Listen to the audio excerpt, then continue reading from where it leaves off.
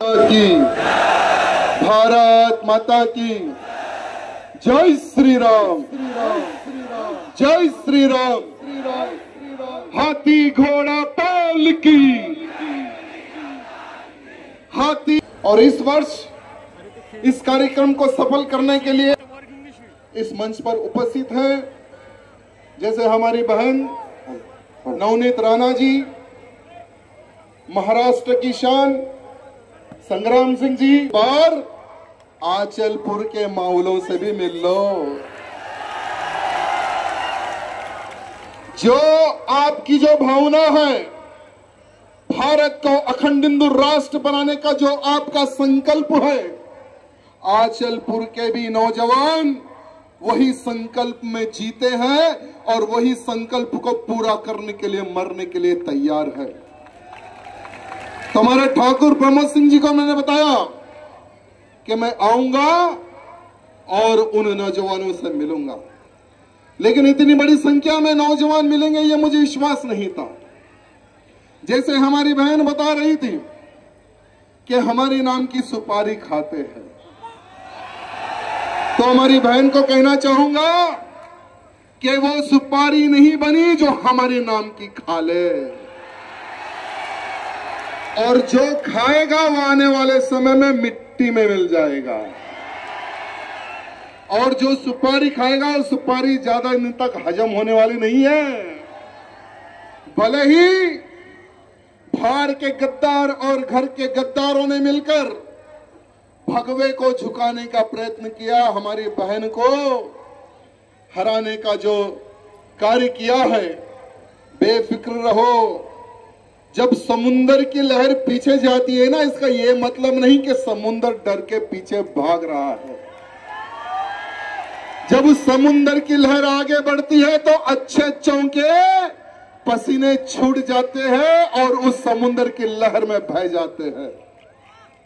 और आज इतना भव्य कार्यक्रम हमारे प्रमोद जी ने लगाया है।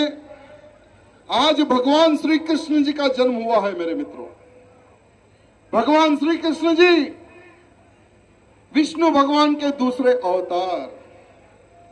जब जब धरती पर कष्ट आता है, अधर्मियों का राज बढ़ता है, राक्षसों का राज बढ़ता है, तो भगवान कोई ना कोई रूप में इस धरती पर जन्म लेते हैं उन राक्षसों का सर्वनाश करने के लिए। मित्रों, मां देवकी की कोख से भगवान श्री कृष्ण का जन्म होता है, लेकिन कंस को आकाशवाणी होती है कि देवकी के कोख से जो पुत्र होगा उससे ही तेरा वध होगा। कंस बड़ा हरामी, बड़ा पापी, तो कंस का वध करना है तो एक लीला रची गई। भगवान कृष्ण जी को धरती पे उतारा गया मां देवकी के कोख से। तो आकाशवाणी होने के बाद में कंस ने बहन और जीजा को जेल में डालते हैं, और कंस कहता है सैनिकों को कि देवकी को जब भी पुत्र होगा मुझे सूचना देना।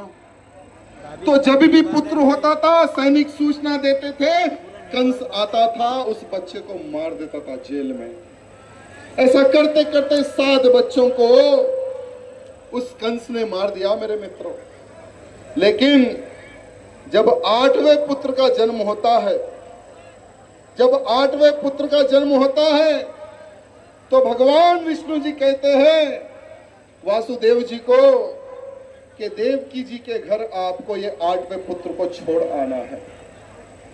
तो वासुदेव जी भगवान कृष्ण जी को छोड़ने चले जाते हैं, देवकी जी के घर छोड़ देते हैं मेरे मित्रों। और आने वाले समय में सभी लोग जानते हैं कि कंस किस तरह से भगवान श्री कृष्ण जी के हाथों मारा जाता है मेरे मित्रों। यहां पर कितने ऐसे मेरे भाई बंधु हैं जिन्होंने मथुरा जाकर भगवान श्री कृष्ण जी के दर्शन किया? बहुत कम लोग। लेकिन ये जो जन्माष्टमी हम लोग मना रहे हैं ना मेरे मित्रों, ये आदि ही जन्माष्टमी है। हम पूरी जन्माष्टमी उस दिन मनाएंगे जब मथुरा में भव्य रूप से भगवान श्री कृष्ण जी का मंदिर बनेगा। 2 दिन पहले ही इन लांडों के बड़े अब्बा हमारे योगी बाबा जी मथुरा चले गए दर्शन के लिए। तो मथुरा जाने के बाद में वहां के हिंदू कार्यकर्ता कृष्ण जी के भगत हमारे बाबा जी को कहने लगे कि बाबा जी, जहां पर मेरे कृष्ण जी का जन्म हुआ है वहां पर आज भी ताला लगा हुआ है और एक दीवार उठी हुई है। जब तक ये ताला नहीं टूटेगा, जब तक ये दीवार नहीं गिरेगी, हम जन्माष्टमी आदि ही मनाएंगे। पूरी जन्माष्टमी तभी मनाएंगे जब ये ज्ञानवापी मस्जिद गिरेगी। हम पूरी जन्माष्टमी तभी मनाएंगे जब ये ताला टूटेगा। तो मुझे विश्वास है मेरे मित्रों, अरे जो लोग कहते थे कि राम मंदिर नहीं बनेगा, आज आसमान को छूने वाला भव्य राम मंदिर बन गया है। जो लोग कहते थे कि धारा 370 नहीं हटेगा, अरे धारा 370 भी हट गया और हमारी आर्मी की सेना विरोध करने वालों को अच्छा ठोक भी रही है। और जो लोग कहते हैं कि ज्ञानवापी को कोई हाथ नहीं लगा सकेगा, अरे जिस तरह से अयोध्या राम मंदिर को हमने कोर्ट के माध्यम से जीतकर भव्य मंदिर बनाया, उसी प्रकार से मथुरा को भी हम जीतने वाले हैं मेरे मित्रों। कोई ताकत भव्य मंदिर बनने से कोई रोक नहीं सकती मेरे मित्रों। आज हर वो हिंदू को संगठित होने की आज आवश्यकता है मेरे मित्रों, क्योंकि हमारे जो नौजवान होते हैं ना, बड़े जोशीले होते हैं। जोश तो बड़ा आता है लेकिन होश खो बैठते हैं। जैसे अभी कुछ देर पहले एक नासमझ नौजवान, जिसको मैं मर्द कहूं या ना मर्द कहूं मुझे समझ में नहीं आता, लेकिन जो आपस में लड़ा वो मर्द नहीं, जो आपस में लड़ा वो मर्द नहीं, जो दुश्मन से लड़ा उसको मैं शेर कहता हूं मेरे मित्रों।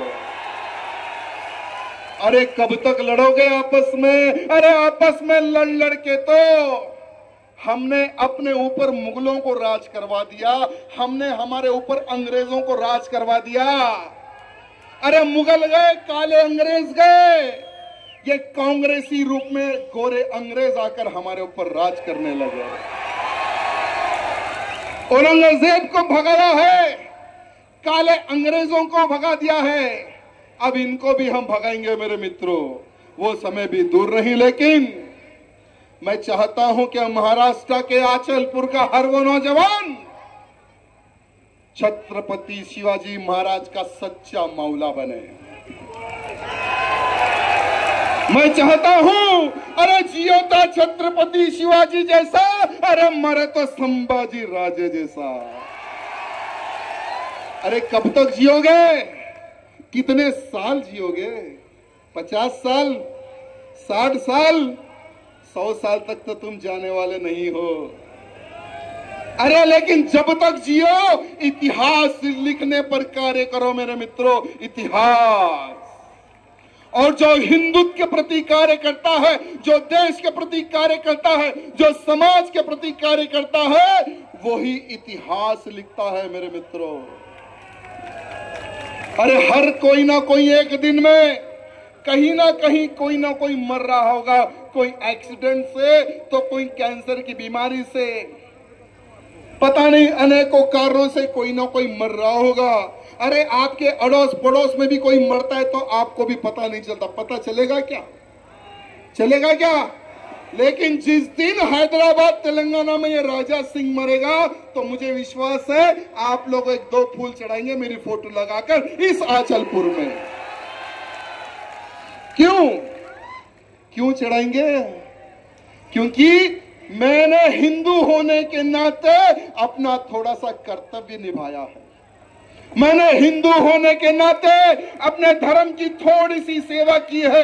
अरे हम धर्म की रक्षा करें उतनी हमारी औकात नहीं है मेरे मित्रों।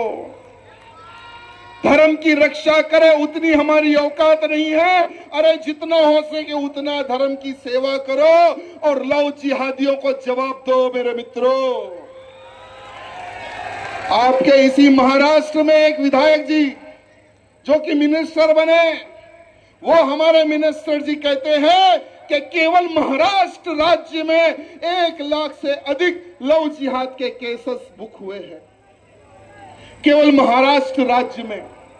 अरे जो पुलिस के सामने ही वो केसेस बाहर आए, लेकिन जिन लोगों ने कंप्लेंट नहीं दिया, ऐसे कितने केस होंगे मेरे मित्रों, कितने होंगे? अरे सिर्फ महाराष्ट्र एक राज्य नहीं, भारत के हर वो राज्य में ये लव जिहादी अपना जाल फैलाकर हमारी हिंदू बहन बेटियों को फंसाने का काम कर रहे हैं मेरे मित्रों। हमारी बहन बेटियों को फंसाने का काम कर रहे हैं, बच्चा पैदा करने की मशीन बना रहे हैं मेरे मित्रों। और जो बहन बच्चा पैदा करने की मशीन नहीं बनती है, उसको 35 टुकड़े कर कर उसको फेंका जा रहा है मेरे मित्रों। क्या आज हम हिंदू होने के नाते हमारे अड़ोस पड़ोस में क्या हो रहा है, कौन सी हमारी बहन को कौन सा लव जिहादी फंसाने का प्रयत्न कर रहा है, क्या यह जानने और समझने की आवश्यकता है या नहीं, है मैं पूछना चाहता हूं। मैं यहां पर जितने भी कार्यकर्ता हैं उनसे निवेदन करना चाहूंगा, अगर धर्म का प्रचार करना है तो विश्व हिंदू परिषद से जुड़ो, धर्म का कार्य करना है तो राष्ट्रीय स्वयंसेवक संघ से जुड़ो, अगर लव जिहादी को ठोकना है तो बजरंग दल से जुड़ो मेरे मित्रों। अरे ये वो राष्ट्रीय स्वयंसेवक संघ है, जब भारत पर अंग्रेजों का राज था वही समय पर हिंदुओं पर अत्याचार हो रहा था। 1925 में हिंदुत्व की रक्षा के लिए, देश को आजादी दिलाने के लिए राष्ट्रीय स्वयंसेवक संघ की स्थापना हुई मेरे मित्रों। आज करोड़ों की संख्या में हमारा हिंदू भाई देश की रक्षा के लिए खड़ा हुआ है। क्या तुम उसके हिस्सा नहीं बनना चाहोगे?